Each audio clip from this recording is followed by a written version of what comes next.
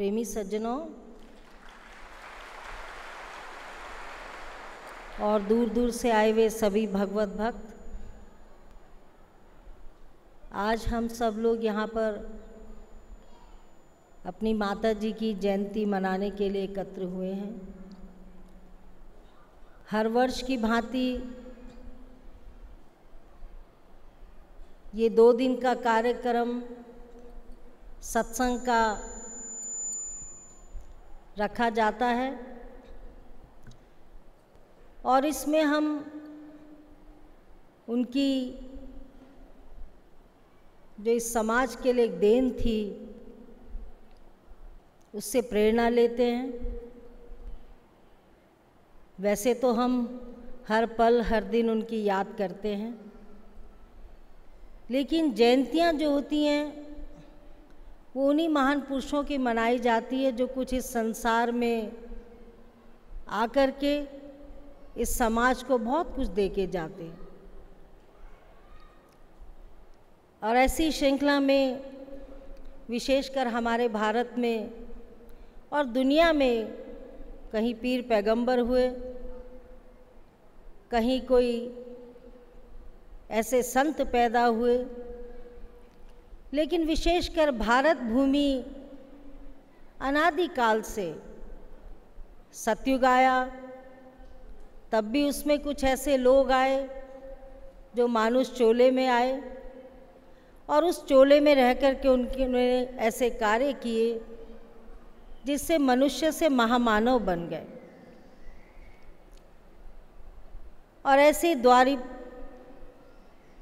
द्वापर में भी, त्रेता में भी और कली काल में भी हर युग में कोई ना कोई शक्तियाँ आकर के मानुष चोले में जन्म लेकर के और ऐसे कार्यों को कर जाते हैं। जन्म तो बहुत लोगों के हुए होंगे, लेकिन महान कार्यों के द्वारा ही हम आने वाले युगों तक उनकी जयंती मनाने जाते हैं। वैसे तो आज हनुमान जयंती भी है और हनुमान जयंती शायद ही ऐसा कोई भक्त होगा जो राम को सुमरन करता होगा तो साथ में हनुमान की भी सुमरन करता है, हनुमान को भी मानता है, हनुमान के लिए भी आराधना करता है, क्योंकि हनुमान ने अपने अभिमान का हनन किया और वही युगों युगों तक आज याद रहता है कि किस तरह उसने अपने मालिक की सेवा करी और सेवा से प्रभु को प्रसन्न किया। अभी श्री भोले जी महाराज ने भजन गाया अपनी हस्ती, वो माता जी को बहुत प्रिय था। ऐसा शायद ही कोई सत्संग रहा होगा जब वो ये 2 भजनों से शुरुआत नहीं करते थे, एक तो अपनी हस्ती और भाव का भूखा हूँ मैं। तो बहुत सा सार इन शब्दों में भजनों के द्वारा छिपा रहता है। तो उसमें यही हमें दर्शाता है कि जिसने अपनी हस्ती को मिटा दिया, हस्ती क्या है? मैं और वो अभिमान। जब मैं था तब हरि नहीं, अब हरि है मैं नाही, प्रेम गली अति सांकरी तामे दो न समाई। क्योंकि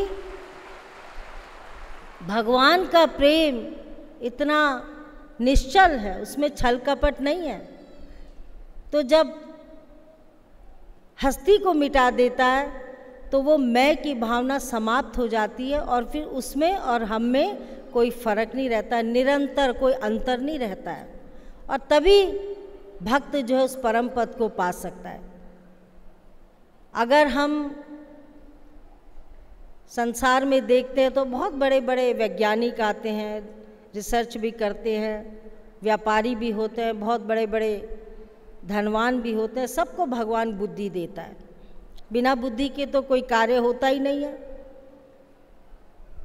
और बुद्धि जो है उस चोर के अंदर भी है जो चोरी करता है, वो भी अगर बुद्धि ना हो तो चोरी भी नहीं कर सकता। लेकिन बुद्धि को सुमार्ग में लगाना है कि कुमार्ग में लगाना है। लेकिन विवेक जो होता है वो किसी किसी को होता है। बुद्धि तो सभी का जन्म होता है, पढ़ता है, बालक लायक बनता है, कमाता है, अपना परिवार चलाता है, जो कि हमारा परम कर्तव्य है।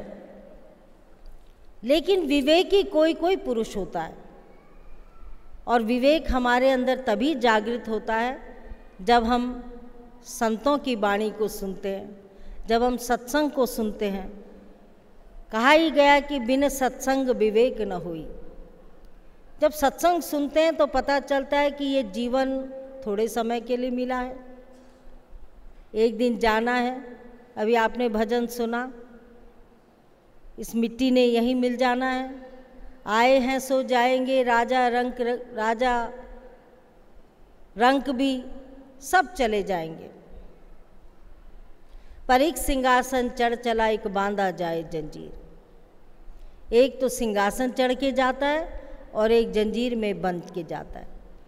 तो विवेक जो होता है वो सत्संग के द्वारा प्राप्त होता है। इसीलिए हमारे इतिहास में, हमारे धार्मिक जितने भी हमारे उपनिषद हैं, रामायण हैं, पुराण हैं, सब में विवेक की जागृति की बात कही है। जब तक हमारे अंदर विवेक की जागृति नहीं होगी, हम अपने ही सामने उस इष्ट को समझ नहीं पाएंगे। और वो विवेक जागने के लिए, विवेक को पाने के लिए हमें उपनिषद हम पढ़ते हैं। बहुत लोग बड़े बड़े PhD करके शास्त्रों के ऊपर बड़ी बड़ी रिसर्च करते हैं कि भगवान राम ने क्या कहा था, भिल्ली ने क्या कहा था। लेकिन जब राम आए थे तब भिल्ली ने पढ़ाई नहीं करी थी। भिल्ली ने तो अपने संतों की वाणी से, उस विवेक से प्रभु को पहचाना था। और जब प्रभु को पहचान लिया तो उसने वो मैं की, वो अभिमान की जो भाषा ही उसके जीवन में नहीं थी। मतंग ऋषि कहते हैं, भिल्ली तुझे एक दिन प्रभु के दर्शन होंगे। और भिल्ली था कितने समय तक इंतज़ार करती रही, और जिस दिन प्रभु आए उसी विवेक से वो प्रभु को पहचान गई। और भगवान भिल्ली को भी नवधा भक्ति में यही समझाते हैं कि हे भिल्ली, प्रथम भक्ति संतन कर संगा, दूसरी भक्ति रति मम कथा प्रसंगा। आज हम सत्संग सुन रहे हैं तो क्या है, सत्संग में प्रेम, हमें प्रेम मिल रहा है, हमें सत्संग में हमारी खोज सोच खुलती जा रही है। प्रथम भक्ति संतन कर संगा, संतों का साथ मिल रहा है। दूसरी भक्ति रति मम कथा प्रसंगा। 9 प्रकार की भक्तियों में एक के बाद एक भगवान ने भेद खोलते हुए भिल्ली को अपना रहस्यमय ज्ञान दिया। तो आज हम भिल्ली के बारे में सुन रहे हैं, पढ़ रहे हैं, शास्त्रों में पढ़ते हैं, पर तब भिल्ली किसी की कॉलेज की ग्रेजुएट नहीं थी। विवेक था, बुद्धि भी थी, पर बुद्धि की जागृति हो गई थी, विवेक आ गया था। तो सबसे बड़ी आवश्यकता हमारे जीवन में यही है। जिस तरह एक मेले में जाते हैं और बहुत चक्री चलती है, वो एक गोल घेरा होता है, ऊपर ले जाता है, नीचे ले जाता है, यही जीवन का चक्र है। कभी ऊपर है, कभी नीचे है, और ये चक्र चलता ही रहता है। 21,600 बार हम दिन भर में सांस लेते हैं, और सांस लेने के बाद में जब वो सांस खिंच जाती है, वही काया वही मिट्टी में पड़ जाती है। तब वही पत्नी, वही पुत्र, वही पिता, वही पति, वही सारा परिवार कहता अब ले जाओ, अब मिट्टी है, मिट्टी में मिट्टी को मिलाना है। अब ये चला गया संसार से, हंसा निकल गया पिंजड़े से, खाली पड़ी रही तस्वीर। लेकिन सत्संग के द्वारा हमारे जीवन में उत्थान आता है। वही हमारी श्री माता जी ने अपने जीवन काल में अज्ञानी को ज्ञान दिया, और मैं हमेशा उनका जिक्र करती हूँ हमेशा, क्योंकि मुझे बहुत सौभाग्य मिला था उनकी सेवा में रहने का। और जब हम सेवा भी करते थे, उनके साथ रहते थे, तो हमेशा वो शिक्षा देते थे और हमेशा यही समझाते थे कि देखो, संसार ने हमें बहुत कुछ दिया, भगवान ने हमें मनुष्य चोला दिया, पहली कृपा तो प्रभु की यही है दूसरी कृपा हमको वेद शास्त्रों ने दी, हमारे लिए शास्त्र पहले ही थे। तीसरी कृपा हम पर सद्गुरु की है, और चौथी अपनी है कि हम उसको समझें, सुने, अपने जीवन में ढालें। इतनी कृपाएं हम पर प्रभु ने की और संसार में भेजा, और हमने समाज में आकर के अपने जीवन को धन्य बनाया। और हमने फिर वापस क्या किया? अगर हमने इस समाज की सेवा नहीं की तो उनकी शिक्षा में बहुत गूढ़ रहस्य होता था, और कहते थे कि देखो आप बाहर संसार में ढूंढो, अगर ढूंढोगे तो जरूर तुम्हें वो अध्यात्म का ज्ञान मिलेगा। खुलेआम हजारों की संख्या में कहते थे कि मैं नहीं कहती हूँ कि तुम मुझसे ही प्राप्त करो, जाओ ढूंढो, जिन ढूंढा तिन पाइयाँ गहरे पानी पैठ, मैं बावरी ढूंढन गई रही किनारे बैठ। प्यास लगती है तो नलके के नीचे हमें झुकना पड़ता है, नलका से हम पानी हमारे ऊपर तभी आएगा जब हम उसमें थोड़ा प्रयास करेंगे। तो उनकी हर ज्ञानी भक्त के लिए एक शिक्षा थी, हर जीव के लिए एक शिक्षा थी, हर नारी के लिए शिक्षा थी, हर पुरुष के लिए शिक्षा थी, हर परिवार के लिए शिक्षा थी कि अपने परिवार को शांति से चलाओ, प्रेम से चलाओ। है प्रेम जगत में सार, और कछु सार नहीं, कर ले प्रभु से प्यार और कोई प्यार नहीं। अगर प्रभु से प्यार करोगे तो हर मूर्त से प्यार करोगे, हर इंसान से प्यार करोगे, हर संसार के जीव से प्यार करोगे। और अगर सभी प्यार करेंगे तो दुखी किस बात का है? तो भजन में यही गाया गया कि खुद रोते हैं और आपको भी रुला देते हैं। जब कुछ कष्ट आता है तो हम भगवान की मूर्ति के पास बैठ जाते हैं और आंसू की अविरल धारा बहने लग जाती है, उसका कंट्रोल नहीं होता कोई। एक प्रभु के पास जब हम विनती करते हैं, हम प्रार्थना करते हैं, तो हम दिल खोल के सब कुछ उसके सामने बोल देते हैं और आशा करते हैं कि भगवान भी हमारी बात सुन रहा होगा। लेकिन जब हम शास्त्रों में पढ़ते हैं, चाहे भगवान कृष्ण का समय था, चाहे राम का समय था, चाहे कोई भी हमारे महान पुरुषों का समय था, जब भक्त ने उनको अपने प्रेम में जकड़ लिया तो वो भक्तों के साथ ही अपना तन मन खो देते थे और भक्तों के भाव और प्रेम में बह जाते थे, चाहे वो रसखान हो, चाहे मीरा हो। और भगवान कृष्ण तो द्वापर की ही बात है, अभी भी आप मथुरा वृंदावन जाइए तो सब कुछ साकार में मौजूद है। तो महान शक्ति जो होती है वो जीव के कल्याण के लिए जन्म लेती है और जीव भी ऐसा होना चाहिए जो हृदय खोल के उस शिक्षा को स्वीकार करे और समझे। जब तक हमारे अंदर वो समझ नहीं आएगी, वो विवेक नहीं होगा, हम सामने ही सामने भगवान राम भिल्ली के लिए भी थे, केवट के लिए भी थे और रावण के लिए भी थे, कुंभकर्ण के लिए भी थे। पर किसने पहचाना? जिसने हृदय खोल करके भगवान के लिए विनती करी। तो ये मनुष्य चोला जो है बड़े भाग्य से मिलता है, बड़े भाग्य पाइए सत्संगा। बड़े भाग्य से मनुष्य चोले को सत्संग सुनने के लिए मिलता है। आज जरा सी बारिश हो रही थी, कल से बहुत बारिश हुई तो बहुत भक्त लोग घबरा गए, अब क्या होगा। अरे हमने कहा हमारे लिए तो भगवान ने पहले ये रचना कर रखी है, सब भक्तों को हॉल में बिठाओ, हॉल में खिलाओ। इतना बढ़िया ये हॉल बना हुआ है। मुझे याद आ रही थी गोवर्धन पर्वत की, जब इंद्र की पूजा करी, जब गोवर्धन पर्वत की पूजा करी तो इंद्र रुष्ट हो गए कि मेरी पूजा क्यों नहीं करी, और इतनी भयंकर बरसात कर दी, इतनी भयंकर बरसात कर दी कि भगवान को ग्वाल बालों ने पुकारा कि हे प्रभु अब क्या होगा, हम तो सब इसके साथ ही बह जाएंगे। तो भगवान ने कहा कि देखो अब इंद्र को प्रसन्न करो, और भगवान ने कहा मैं एक उंगली लगाता हूँ और तुम सब इस पर्वत को उठा के रखो, सबकी रक्षा हो जाएगी।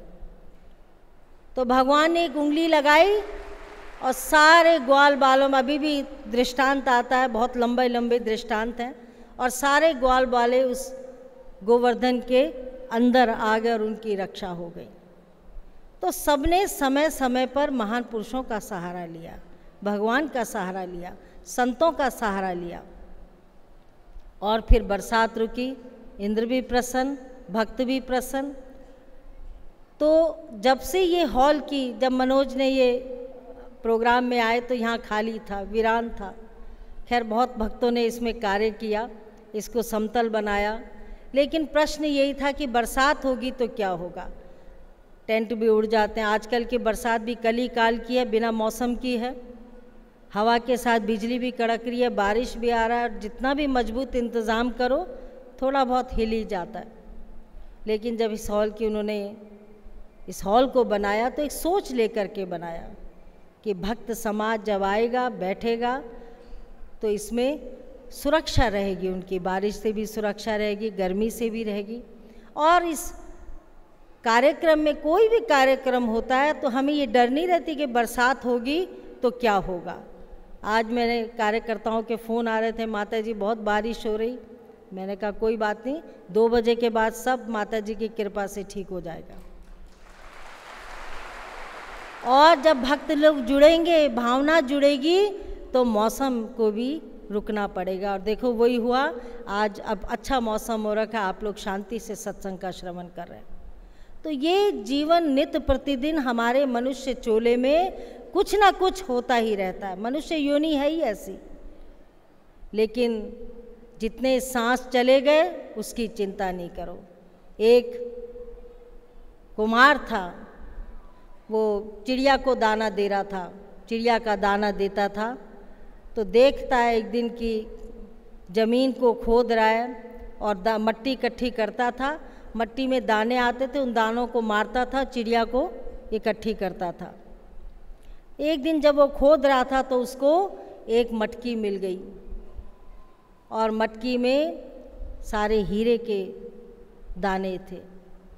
तो जब उसने मटकी खोली उसने कहा, हाँ भगवान ने कितना मेरा समय बचा दिया, मेरा काम बचा दिया। अब मुझे दाने नहीं चुगने पड़ेंगे इन चिड़ियों को मारने के लिए, मुझे बने बनाए दाने मिल गए। और उसने मटकी से हीरे निकालता रहा और दाने चिड़ियों की तरफ फेंकता रहा और चिड़ियों को मारता रहा, इकट्ठा करता रहा। जब मटकी टटोली तो उसमें एक बहुत बड़ा हीरा था। और उसे अक्ल नहीं है कि ये हीरा है। उसने उस हीरे को अपने गधे के गले में पेंडल बना के बांध दिया कि मेरा गधा कितना सुंदर लग रहा है हीरा पहन करके।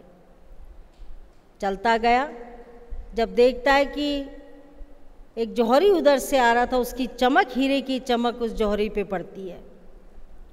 तो जौहरी कहता है कि ये बड़ी कीमती चीज़ पर ये गधे के गले में। उसके पास आता है कि भाई ये क्या चीज़ है। कहा मेरे पास एक चमकता मुझे पत्थर मिला, मैंने अपने गधे पे बांध दिया। तो जौहरी कहता है कि अगर मैं इसको कहता हूँ कि हीरा है तो इसको विश्वास नहीं होगा, ये सोचेगा मेरे अंदर लालच है या क्या है। वो कहता है चल तू मेरे पास दूसरे जौहरी पे चल। जब दूसरे जौहरी पे जाते हैं तो वो उसकी हीरे की कीमत लगाते हैं। वो कहता है नहीं ये तो बहुत कीमती है, बहुत पैसे वाला है, बहुत धन का है, ये बहुत मुश्किल से ऐसा अमूल्य रत्न मिलता है। तो वो गधे वाला मूर्छित होने लगा और मूर्छित होकर के जौहरी ने उठाया, मूर्छित मत हो। कहता मैं इसलिए मूर्छित हो रहा हूँ कि जो मेरी मटकी में इतने हीरे थे मैंने वो तो सब चिड़ियों को पकड़ने के लिए बर्बाद कर दिए। ये इतना कीमती है तो वो सारा कितना कीमती होता। तो जौहरी समझाता है कि हे जीव, वो तो चला गया, वो हीरे तो तूने गंवा दिए, अब ये जो है इससे तू सारा जीवन यापन कर सकता है। यही स्थिति हर जीव की है। जितने सांस हमने व्यर्थ गंवा दिए, वो तो हीरे की तरह थे। पर जो बच गया, जो हमारा जीवन बच गया है, जब हमारी विवेक की जागृति हो गई है तो उसको तो हम कम से कम अपने जीवन को धन्य बनाएं, सुमरन करें। क्योंकि अगर सुमरन नहीं करेंगे तो आपको पता ही है फिर क्या होता है। इतना सत्संग का असर है कि फिर काल का ग्रास बन करके हम शांति को प्राप्त नहीं हो सकते। बड़े भाग्य मानुष तन पावा, सुर दुर्लभ सदग्रंथ निगावा, साधन धाम मोक्ष का द्वारा, पाइए न जे परलोक संवारा। इतनी सुंदर मनुष्य योनि मिली है, और वो किस लिए मिली है? भोग विलास के लिए भी एक आयु होती है, समाप्त हो जाता है, इच्छा भी जीर्ण हो जाती है, और जब इच्छा जीर्ण हो जाती है, जीने का भी मन नहीं करता, फिर पता है जाना है जाना है जाना, तो क्या हमारे साथ जाएगा? सब कुछ यहीं रह जाएगा।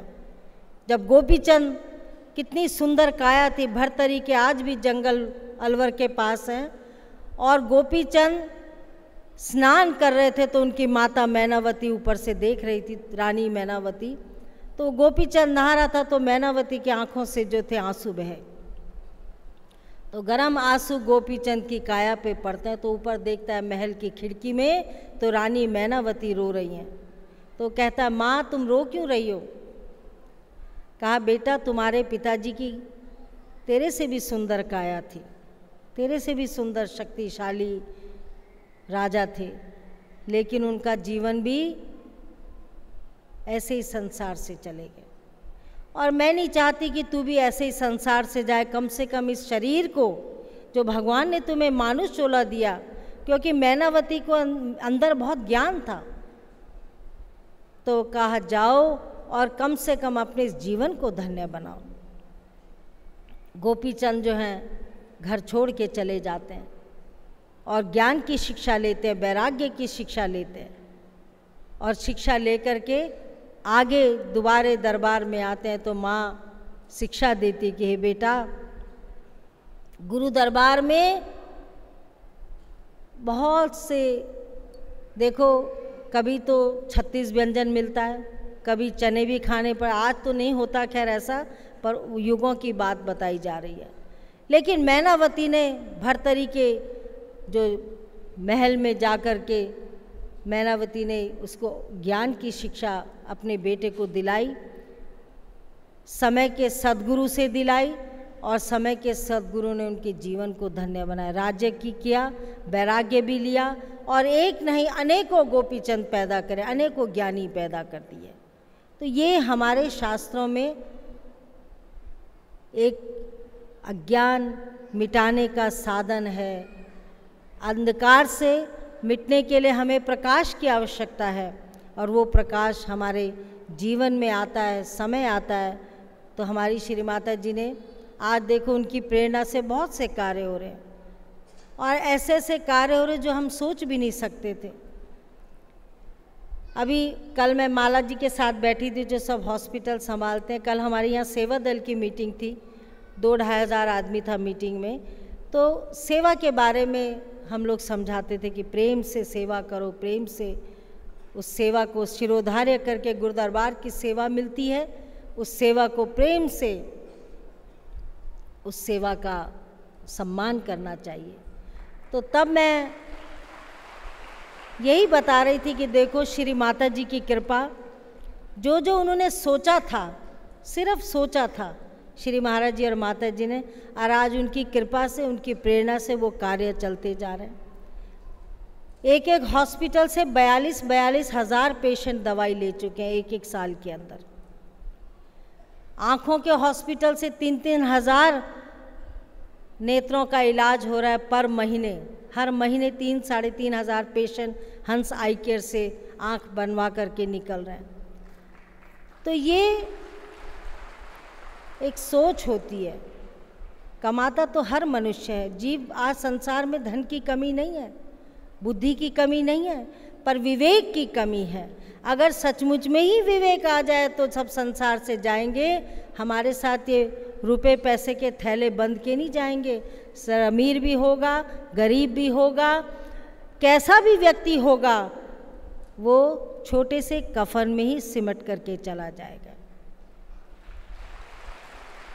और कफन भी आप देखो क्या हालात है। जब तीर्थ यात्रा में जाओ तो कैसे शरीर का कोई पता ही नहीं चलता, कहाँ कुछ समाप्त हो जाता है। तो महान पुरुषों की शिक्षा जो होती है वो हमें प्रेरणा देती है। उन्होंने हमारे जीवन में एक प्रेरणा का रास्ता बताया, और अपने जीते जी बहुत कुछ ऐसा कहा जो आज उनकी इच्छाएं पूर्ण हो गई हैं। आज हम समाज को कुछ दे पा रहे हैं, और तभी दे पा रहे हैं जब उनकी कृपा से हम ज्ञान के अधिकारी हैं। क्योंकि ज्ञान अंजन सतगुरु दिया, अज्ञान अंधेर विनाश, हरि कृपा ते संत भेटिया, नानक मन प्रकाश।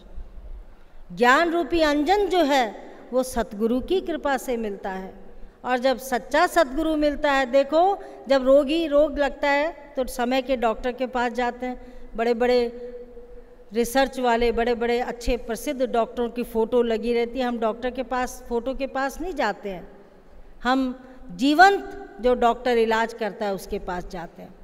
अगर कोई राजा मरता है, नेता मरता है, तो तुरंत गद्दी को खाली नहीं रखते, दूसरे दिन इलेक्शन करा के राजा को बिठा देते, फिर राजा की फ़ोटो से हम काम नहीं चलाते।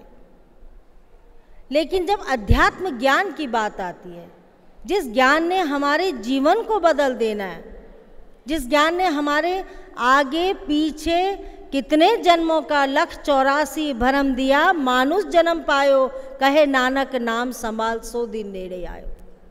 84 लाख योनि, एक योनि में ही घबरा जाते हैं, एक योनि में तो 84 लाख योनियाँ भरमते भरम, ये तो शास्त्र कहते हैं, ये आज की बात नहीं, अनादिकाल से शास्त्रों में लिखा है। 84 लाख योनियाँ भरमते भरमते, मानुष जन्म पायो, कहे नानक नाम संभाल, 100 दिन नेड़े आयो। 84 लाख योनियाँ मिलने के बाद भी अगर हमें मनुष्य तन मिला तो मनुष्य तन किसी उद्देश्य से मिला, और सबसे कीमती तन मनुष्य तन है। आप परिवारों में रहते, अपने परिवारों के कर्तव्य को निभाओ, अपने परिवार में क्लेश न करो, अपने परिवार में एकता से शांति के साथ सत्संगी रूपी जीवन को जियो, जिससे कि आगे भी, आज हर माता पिता का यही चिंता है कि हमारे बच्चे क्या करेंगे। आज मेरे पास हमारे जो नवयुवक हैं, सेवा हंस लोक सेवक, तो बता रहे थे, माँ जी बहुत से बच्चे, बहुत से लड़के हम लोगों की प्रेरणा देख करके सेवा के लिए जुड़े। जब वो देखते हैं भंडारे में सेवा है, कहीं टेंट की सेवा है, कहीं भक्तों को बिठाने की से, तो बहुत से नए बच्चे आ जाए हैं, तो मुझे बड़ी खुशी हुई। क्योंकि जब छोटा पौधा होता है तो उसको हम लोग डंडी लगा देते हैं अगर वो टेढ़ा मेढ़ा होता है। आप लोग भी देखते होंगे, कोई पौधा, कोई पेड़ टेढ़ा जा रहा है तो उसको एक तना लगा के उसको बांध देते हैं सुतली से कि सीधा हो जाएगा। लेकिन जब वही तना, वही बच्चा, वही छोटा सा पौधा बड़ा वृक्ष बन जाता है, टेढ़ा मेढ़ा उगने लगता है, तब आप उसको कितनी भी बल्लियां लगा के बांधोगे वो सीधा नहीं हो सकता, वो सीधा नहीं होगा। तो एक स्थिति, एक समय होता है, अगर हम बचपन से उनको संस्कार डालेंगे तो आज वही नवयुवक बाहर जाएगा तो वो गलत कामों में नहीं पड़ेगा। आज समाज में इतना ड्रग्स, इतनी शराब, हर एक दुखी है कि मेरा बच्चा बिगड़ना चाहे। तो ये सबसे बड़ी आज हमारे समाज के लिए अभिशाप है कि ये नवयुवक जो नई पीढ़ी है, हम जिसको भारत का भविष्य कहते हैं, जिसको कहते हैं हमारा भारत की सारा भार इन नौजवानों के कंधे में है, अगर वही नौजवान अपने पथ से भ्रष्ट चला जाएगा तो गलत रास्ते में लग जाएगा, और फिर जिंदगी भर मनुष्य, माता पिता रोते रहते। तो ये अपने बच्चों को संस्कार दो। बहुत से माता पिता चाहते ही नहीं हैं, कहते हैं अगर इतना छोटा सा अभी से इसको भक्ति में लगाएं, तो भाई कब लगाओगे? अभी तो एक नींव पड़ी है जीवन की, अगर वो नींव सुधर जाएगी तो जीवन पर्यंत हम सुखी हो जाएंगे। तो अपने बच्चों को हमारा हंस लोक संदेश है, बहुत अच्छी अच्छी उसमें बातें, हर तरह की बातें होती है, समाज में कैसे जियो, बच्चों को क्या संस्कार दो, आप लोग ले जाओ, प्रसाद रूप में ले जाओ और पढ़ो। घर में इधर उधर की बात करने से क्या होता है, समय भी बर्बाद होता है, वो कीमती समय फालतू बातों में चला जाता है। लेकिन थोड़ा भी सत्संग, एक शब्द भी हमारे जीवन को सुधार देता है। ज़्यादा की आवश्यकता नहीं है, एक शब्द। एक सेठ जी थे, सत्संग में गए तो वहाँ सुना आइए, थोड़ी देर में उन्होंने कहा बैठिए, और फिर कहा आप हाथ जोड़ के जब सत्संग की समाप्ति होगी तो चले जाइए। अब रात को सेठ जी को जो थी बड़बड़ाने की आदत थी, नींद की आदत थी, नींद में बोलने की आदत थी। अब उस दिन दुर्भाग्य से उनके घर में चोर भी आ गया। तो जैसे चोर दरवाज़ा खोल के अंदर घुसने लगे, सेठ जी कहें आइए, बैठिए और चले जाइए। तो चोर 2-3 बार अंदर बाहर गया। उसने सोचा सेठ जी तो जागे हुए हैं, और उसने कहा अगर मैं चोरी करता हूँ तो पकड़ा जाऊँगा। उसने सेठ जी के चरण पकड़ लिए कि सेठ जी मैं आया तो था चोरी करने, पर आप जागे हुए हो, इसलिए मैं नम्र निवेदन करता हूँ कि मुझे पुलिस को मत देना, मैं चला जाता हूँ। सेठ जी बड़े सकपका के उठे, कहने लगे कौन, क्या? तो कहा मैं चोर हूँ। तब उन्होंने सोचा कि आज मैं कहाँ गया था।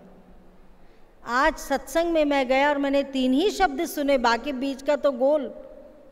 3 शब्द सुन के मेरी इस जीवन की पूंजी बच गई।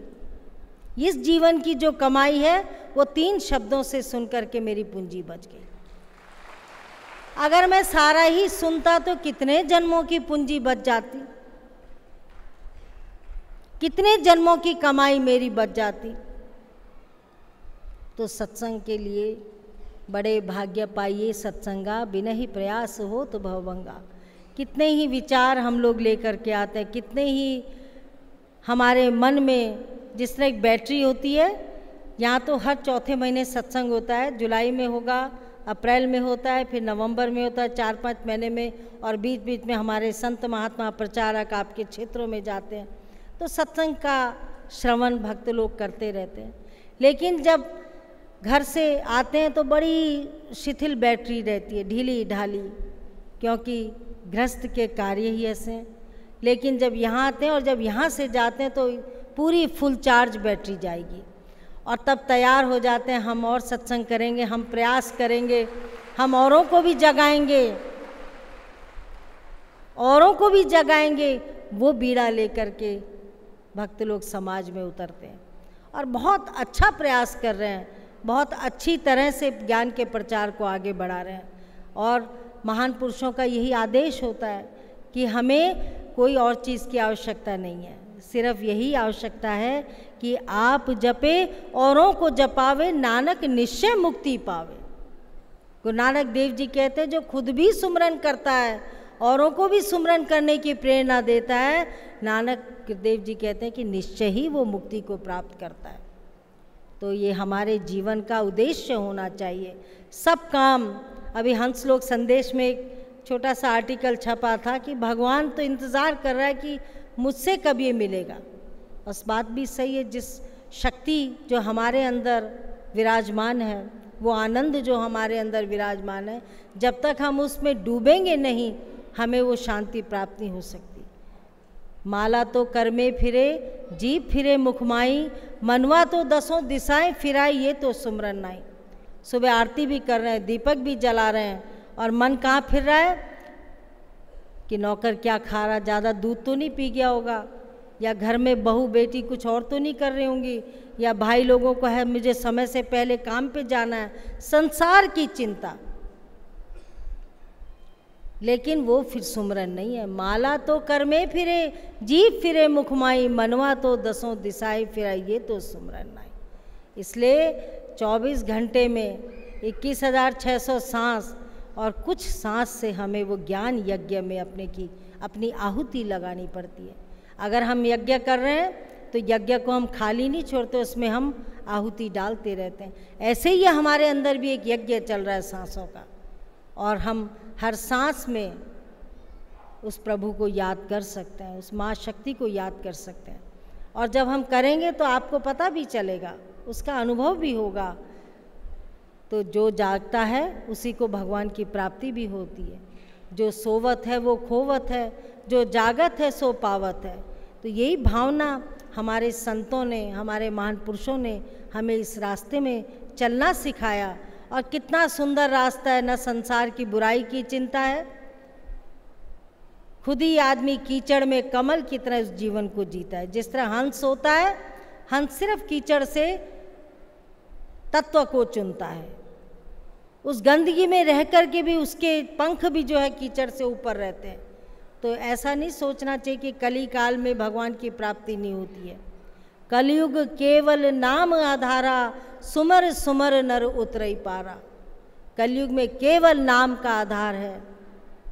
सुमर सुमर के हम उस आधार से हम अपने जीवन को जी सकते हैं। एक गुरु महाराज जी ने अपने शिष्य को दीक्षा दी, तो शिष्य बड़ा थोड़े समय के लिए जब सुमरन करते हैं तो बहुत अपने आप को हम शक्तिशाली समझते हैं। तो गुरु महाराज जी को कहा कि गुरु महाराज, मैं आपको कुछ दक्षिणा देना चाहता हूँ। तो गुरु महाराज जी ने कहा कि जो तुझे लगता है संसार में सबसे कमज़ोर चीज़ है, जिसका कोई उपयोग नहीं, तू मुझे वो दे दे दक्षिणा में। तू चाहता है दक्षिणा में देना, तो जिसकी कहीं कदर नहीं है वो वस्तु तू मुझे दे दे। वो पहले जमीन पृथ्वी पे गया। उसने कहा पृथ्वी तो आघात है, कोई इतनी बड़ी है। उसने कहा मैं पृथ्वी को गुरु महाराज आपके चरणों में देता हूँ। तो पृथ्वी कहने लगी मुझे तो निष्क्रिय समझता है, सारी सृष्टि तो मेरे ही ऊपर विराजमान है।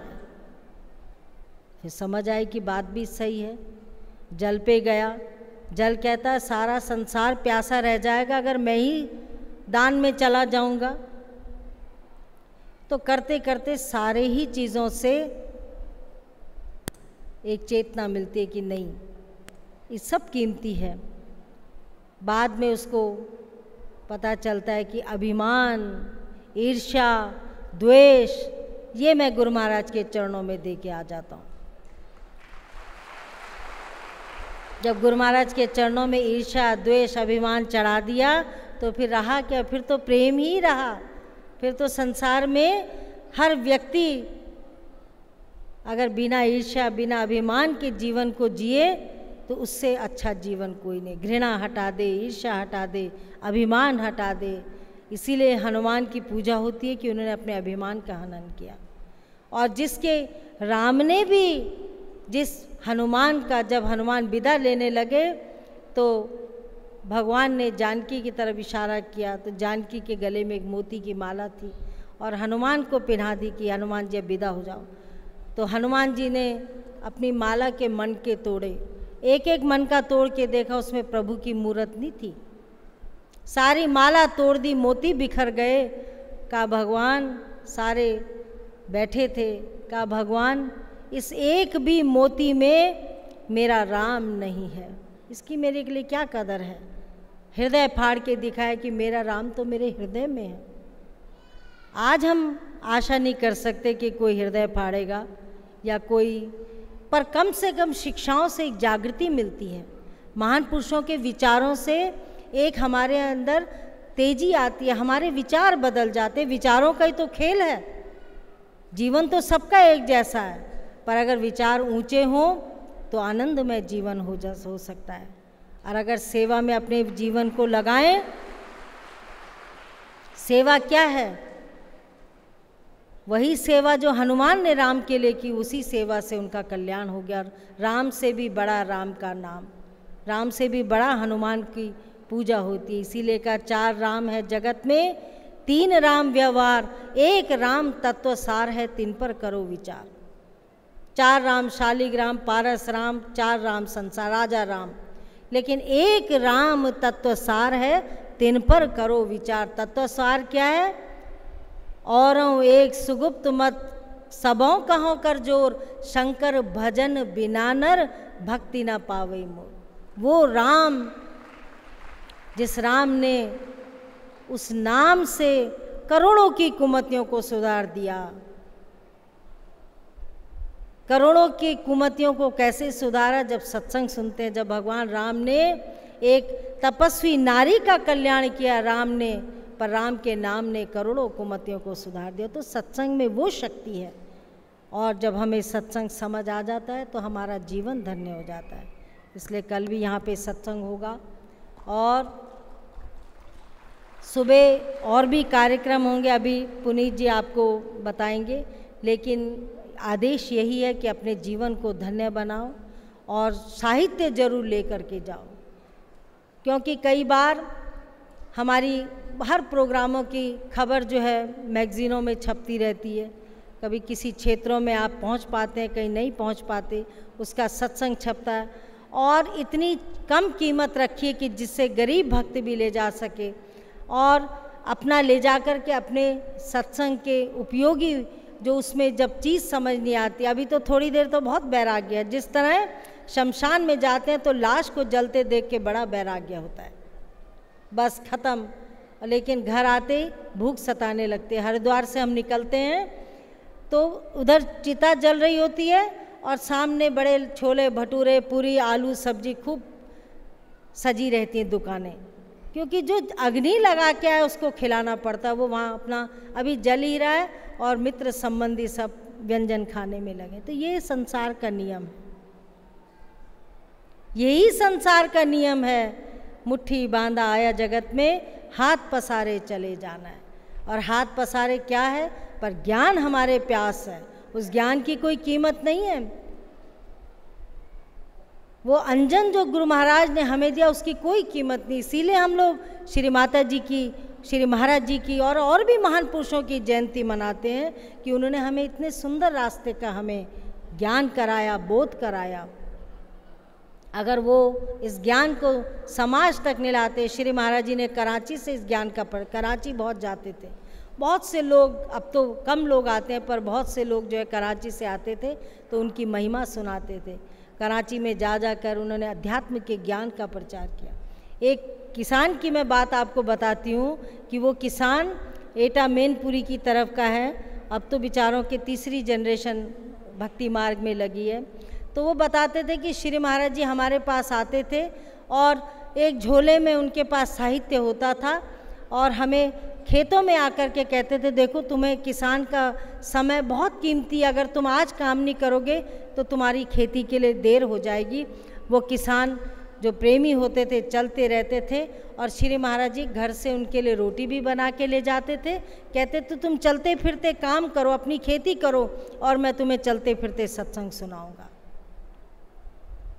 लेकिन सत्संग से विमुख नहीं रहना, काम करते जाओ, सत्संग से विमुख नहीं रहना, मैं तुम्हें सत्संग सुनाता रहूँगा।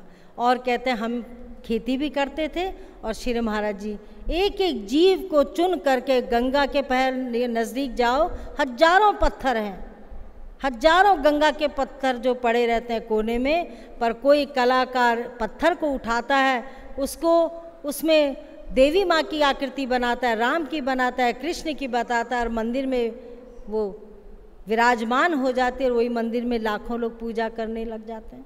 यही एक भक्त भी है, एक पत्थर के समान है। गुरु महाराज उस पत्थर को चुनते हैं, उस पत्थर में अपनी छाप छोड़ देते हैं, अपनी मूर्त बना देते हैं और वो मूर्त से वो भी महान हो जाता है। वही मनुष्य मानव बन जाता है और मानव से महामानव बन जाता है। और आए किस लिए संसार में? महामानव बनने के लिए आए हैं।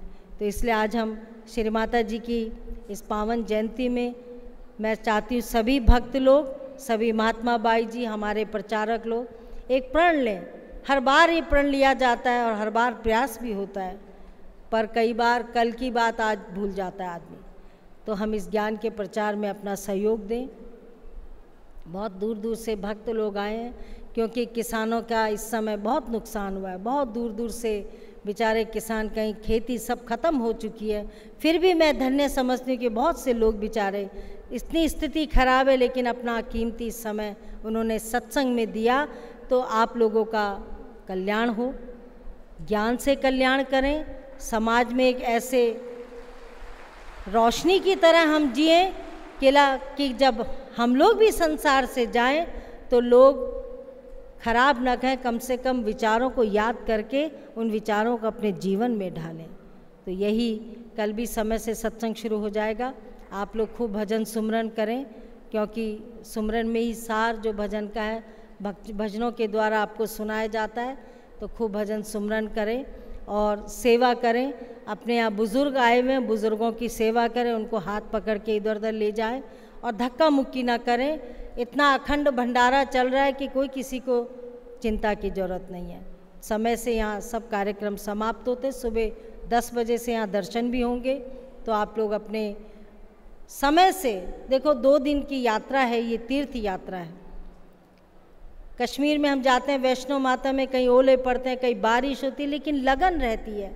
अमरनाथ जाते हैं, कितना कठिन रास्ता है, बद्रीनाथ जाते हैं, कितना कठिन रास्ता है, लेकिन एक लगन रहती है कि हम प्रभु के दर्शन करेंगे और हमारी थकान सब दूर हो जाएगी। तो सत्संग भी बड़े बड़े दुखों को निवारण करती है। तो आप लोग भाग्यशाली हैं, खूब भजन सुमरन करें और सबको दुआ आशीर्वाद।